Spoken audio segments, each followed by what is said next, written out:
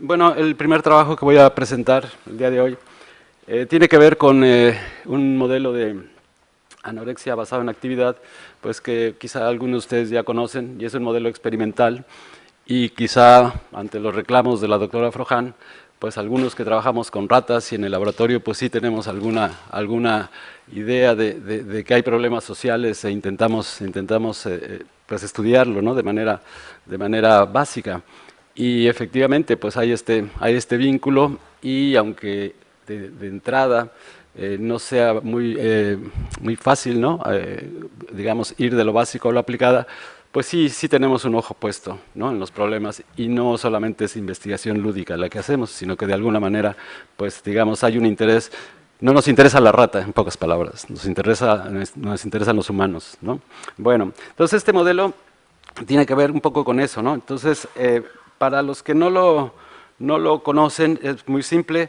Es un modelo en el cual se requiere una rueda de actividad, una jaula adosada, donde vive la rata durante un tiempo. Hay que restringir una hora de comida, solamente tiene una hora de acceso a la comida. Y lo que ustedes están viendo es la relación que hay entre, en este caso, la actividad que desarrolla una rata en estas condiciones y una baja de peso, ¿no? Dada la restricción de alimento. Pero hay varias cosas que son sorprendentes. Primero, si ustedes siguen la línea punteada azul, pues lo que ven es que la actividad bajo estas condiciones de una hora de privación de comida, o sea, solamente tiene acceso a una hora al día de comida, 23 horas de privación, y tiene acceso a la rueda de actividad, pues lo que ocurre es que gradualmente, ¿no? En los primeros días se empieza a desarrollar una actividad que cada vez va siendo más excesiva, ¿okay? Hasta que llega a un punto en el que esto se vuelve verdaderamente excesiva. Y al mismo tiempo va ocurriendo un decremento en el peso. ¿Por qué? Porque se da el efecto anoréxico, es decir, que digamos, las ratas no tienen apetito, ¿no? Entonces no comen, o comen muy poco. Y lo que comen no alcanza, no es suficiente para poder reponer, ¿no? El gasto energético, ¿no? Que han tenido durante la actividad en el resto del día. Entonces se da un efecto muy interesante. Por un lado hay un decremento en el peso corporal, pero por otro lado y al mismo tiempo va habiendo un incremento excesivo de la actividad del animal en las ruedas, ¿no? Bueno, ese es más o menos digamos, el contexto de este modelo. Y los que fueron pues un poco los padres de la criatura, pues son David Pearce y Epling. Epling ya murió, lamentablemente, y Pearce todavía está vivo. Y este es un modelo que, digamos, a partir de los 80s, ¿no? empezó a funcionar. Entonces, lo que es aquí, digamos, lo que aquí interesa es cómo en el día que hay mayor actividad, ¿no? La actividad excesiva es cuando tienen el menor peso las ratas, ¿no? O sea, es como antiintuitivo, ¿no? O sea, antinatural, ¿no? Y entonces, pues, o sea, lo que vemos claramente aquí es que hay una relación entre la actividad, ¿no? En este caso, el exceso de actividad y la falta de apetito, ¿no? Que eso es lo que interesa en este modelo.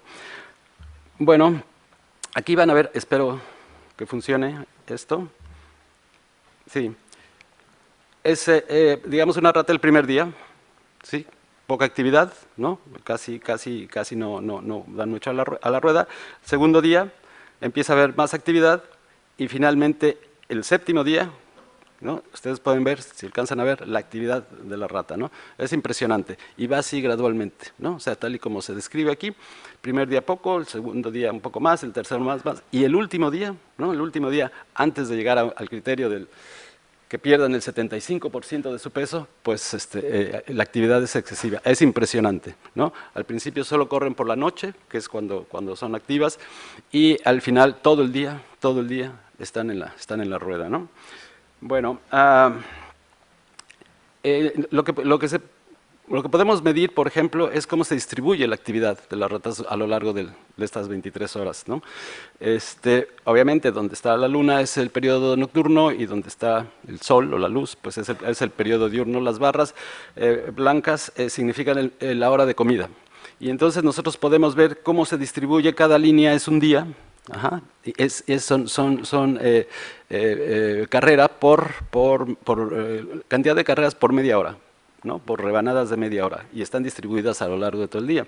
Entonces, podemos ver cómo es que se distribuye, esta actividad a lo largo del día. Y, por ejemplo, en este caso, la línea roja, ¿no?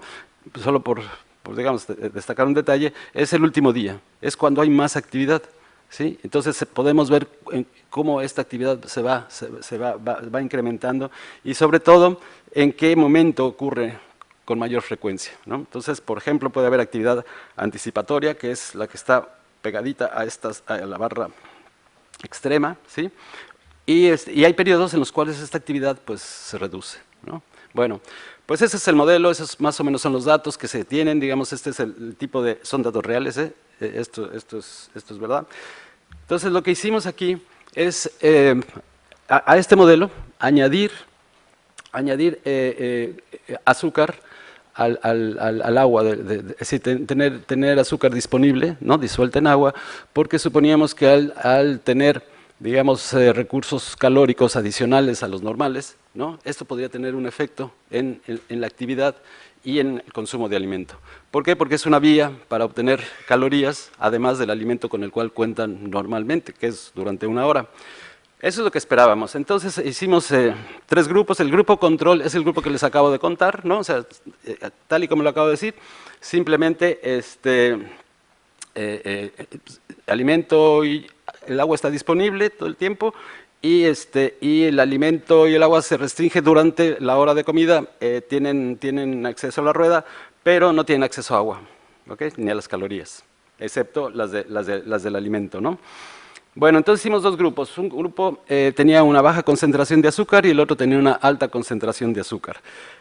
Y esa agua estaba disponible durante la hora a la que tenían acceso a la comida, durante la fase experimental, ¿sí? No antes ni después. O sea, hay 5 días de línea base donde tienen acceso libre a todo. Después establecimos 7 días para estas condiciones en las que un grupo recibe una baja cantidad de azúcar, ¿no? Diluida en agua, y el otro una alta concentración de azúcar. Bueno.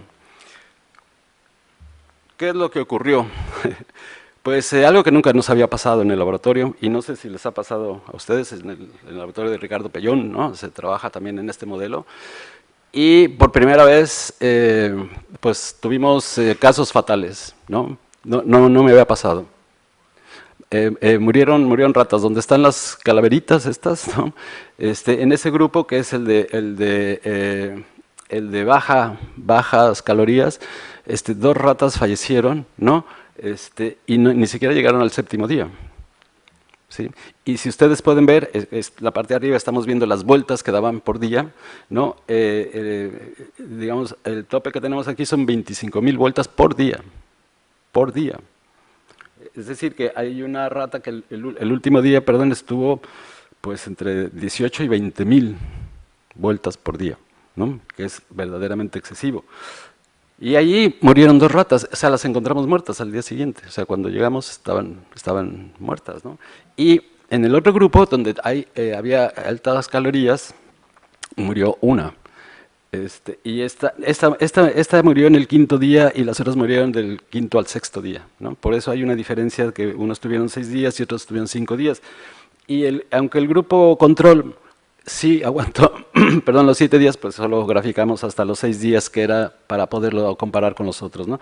Pero entonces aquí pueden ver la diferencia que hay en la cantidad de actividad, es decir, expresada en vueltas, ¿no? Por día, comparado con el grupo control. Es decir, que se volvió una actividad súper excesiva, una actividad súper excesiva, vamos a llamarla así, que no nos esperábamos. Nosotros pensábamos que iba a haber una reducción, ¿no? Cuando hemos usado alcohol en lugar de agua, o sea, que hemos dado alcohol diluido en agua también, o sea, ha habido una atenuación de la actividad.